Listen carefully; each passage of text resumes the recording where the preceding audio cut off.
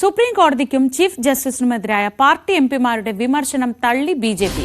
ഇത്തരം പ്രസ്താവനകളോട് ഒരു തരത്തിലും യോജിപ്പില്ലെന്ന് അധ്യക്ഷൻ ജെ.പി. നഡ്ഡ വ്യക്തമാക്കി. സുപ്രീം കോടതി ചീഫ് ജസ്റ്റിസ് മതയുദ്ധം ക്ഷണിച്ചു വരുത്തുന്നുവെന്നാണ് നിഷികാന്ത് ദുബെയുടെ പരാമർശമുണ്ടായിരുന്നത്.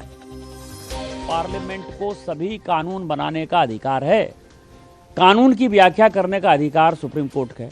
वो कह रहा है कि 3 महीने में जो है राष्ट्रपति बता दें कि क्या करना है, 3 महीने में गवर्नर बता दें कि क्या करना है, और उसके बाद आज जो है ये देश राम कृष्ण सीता राधा 12 ज्योतिर्लिंग से लेके 51 शक्तिपीठ का है। सनातन की परंपरा है, लाखों साल की परंपरा है। आप जब राम मंदिर का विषय होता है तो आप राम मंदिर में कहते हो कि कागज़ दिखाओ, कागज़ दिखाओ। कृष्ण जन्मभूमि का मामला आएगा मथुरा में तो कहोगे कागज़ दिखाओ। आप जब शिव की बात होगी, ज्ञान वापी मस्जिद की बात आएगी, कागज़ दिखाओ। और आज केवल आप मुगलों के आने के बाद जो मस्जिद बने हैं उसके लिए. അതേസമയം വഖഫ് നിയമത്തിൽ ഇന്നു മുതൽ രാജ്യവ്യാപക പ്രചാരണത്തിന് ബിജെപി തുടക്കമിടുകയാണ്. രാഗേഷ് വിവരങ്ങളുമായി.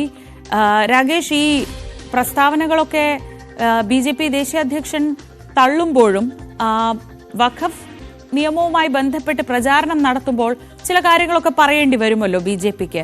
ഏത് തരത്തിലുള്ളൊരു പ്രചാരണമാണ് അവർ ഉദ്ദേശിക്കുന്നത്? ഇപ്പോൾ മുനമ്പമായിരുന്നു അവരുടെ പ്രധാനപ്പെട്ട ഒരു ആയുധം. നമ്മൾ കണ്ടതാണ് പാർലമെന്റിൽ അടക്കം ആ ബില്ല് അവതരണ വേളയിലൊക്കെ മുനമ്പം ഉയർത്തിക്കാട്ടിയുള്ള സംസാരം. പക്ഷേ അത് ഏതാണ്ട് ഒരു ബലൂൺ പോലെ അതിലെ കാറ്റ് പോയി കഴിഞ്ഞു. ഇനി ഏത് തരത്തിലുള്ള പ്രചരണം നടത്താനാണ് ഇപ്പോൾ ബിജെപി ആലോചിക്കുന്നത്? ശ്രീജ, 2 ആഴ്ച നീണ്ടു നിൽക്കുന്ന ഒരു പ്രചാരണത്തിനാണ് ഏതായാലും ബി.ജെ.പി. ആലോചിക്കുന്നത്. പ്രത്യേകിച്ച് മണ്ഡല അടിസ്ഥാനത്തിലും സംസ്ഥാന തലത്തിലും പ്രചാരണം എന്നാണ് ബി.ജെ.പി. നിശ്ചയിച്ചിരിക്കുന്നത്. ഇതിനായി ഒരു സമിതിയൊക്കെ തന്നെ നിയോഗിച്ചിരുന്നു. മുൻ കേന്ദ്രമന്ത്രി കൂടിയായ രാധാ മോഹൻ സിംഗ് അധ്യക്ഷനായ സമിതിയാണ് ഇതിന് മേൽനോട്ടം വഹിക്കുക. അനിൽ ആന്റണി അടക്കമുള്ളവർ ഈ സമിതിയിൽ അംഗങ്ങളാണ്. അങ്ങനെ മെയ് 5-ാം തീയതി വരെ നീണ്ടു നിൽക്കുന്ന ഒരു പ്രചാരണമാണ് ബി.ജെ.പി. ഉദ്ദേശിക്കുന്നത്. പ്രത്യേകിച്ച് ബീഹാറിലടക്കം തെരഞ്ഞെടുപ്പ് നടക്കാനിരിക്കുന്നു. അതുകൊണ്ട് തന്നെയാണ് പ്രത്യേകിച്ച് ഉത്തരേന്ത്യയിലടക്കം കേന്ദ്രീകരിച്ചുകൊണ്ട് പ്രചാരണത്തിലേക്ക് ബി.ജെ.പി. പോകുന്നത്. കാരണം ബി.ജെ.പി. നേതാക്കൾ പറയുന്നത് ഇതൊരിക്കലും മതസ്വാതന്ത്ര്യത്തിന്മേലുള്ള കടന്നുകയറ്റമല്ല, മറിച്ച് വഖഫിൽ കുറച്ചുകൂടി സുതാര്യത കൊണ്ടുവരിക, ആ ലക്ഷ്യത്തോടു കൂടിയാണ് ഇത്തരത്തിലൊരു നിയമവുമായി മുന്നോട്ട് പോയത്, ബില്ലുമായി മുന്നോട്ട് പോയത് എന്ന വാദമാണ് ബി.ജെ.പി. ഉന്നയിക്കുന്നത്. ബീഹാർ നമുക്കറിയാം എൻ.ഡി.എക്ക് പ്രധാനപ്പെട്ട അല്ലെങ്കിൽ തുടർച്ചയായി ഭരണമുള്ളൊരു സ്ഥലമാണ്. അവിടെ JDU നിർണായകമായ സഖ്യകക്ഷിയാണ്. മുസ്ലിം വോട്ട് അവിടെ നിർണായകമാണ്. 20% മുസ്ലിം വോട്ടുണ്ട്. JDUവിൻ്റെ ഒരു പ്രധാനപ്പെട്ട വോട്ട് ബാങ്ക് കൂടിയാണിത്. അപ്പോൾ ഈ ഒരു സാഹചര്യത്തിൽ കൂടിയാണ് ഇത്തരമൊരു ക്യാമ്പയിനിലേക്ക് ബി.ജെ.പി. പോകുന്നത്. പാർട്ടി MLA-മാരുള്ള സ്ഥലമാണെങ്കിൽ ആ മണ്ഡലങ്ങളിൽ അവരായിരിക്കും നേതൃത്വം നൽകുക. അതല്ല ലോക്സഭാ മണ്ഡലം ബി.ജെ.പിയുടെ MP ആണെങ്കിൽ MP-മാർ അങ്ങനെ നേതൃത്വം നൽകും. അങ്ങനെ മണ്ഡലാടിസ്ഥാനത്തിലും സംസ്ഥാന തലത്തിലും പ്രചാരണവുമായി മുന്നോട്ട് പോകുക. 2 ആഴ്ച അത്തരമൊരു ക്യാമ്പയിൻ, വീടുകൾ കയറിയിറങ്ങി ക്യാമ്പയിൻ നടത്തും എന്നാണ് ബി.ജെ.പി.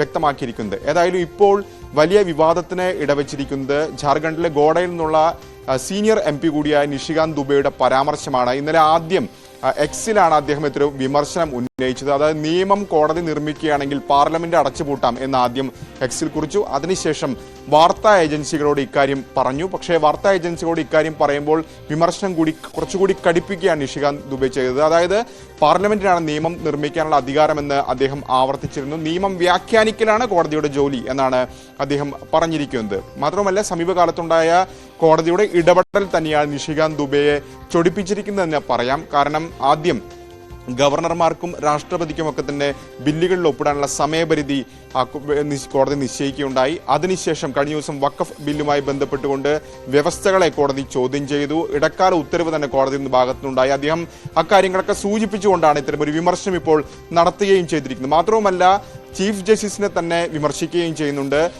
അതായത് മതയുദ്ധത്തിന് പ്രേരണ നൽകുന്നു എന്ന വിമർശനം പോലും, അത്തരം കടുപ്പിച്ച വിമർശനം പോലും നിഷികാന്ത് ദുബെയുടെ ഭാഗത്തുനിന്നുണ്ടായി. ഈ ഒരു സാഹചര്യത്തിൽ വലിയ വിമർശനം പ്രതിപക്ഷ പാർട്ടികളിൽ നിന്നുണ്ടായിട്ടുണ്ട്. പ്രതിപക്ഷ പാർട്ടികൾ ഒന്നടങ്കം ഇതിനെ ചോദ്യം ചെയ്തുകൊണ്ട് രംഗത്ത് വന്നു.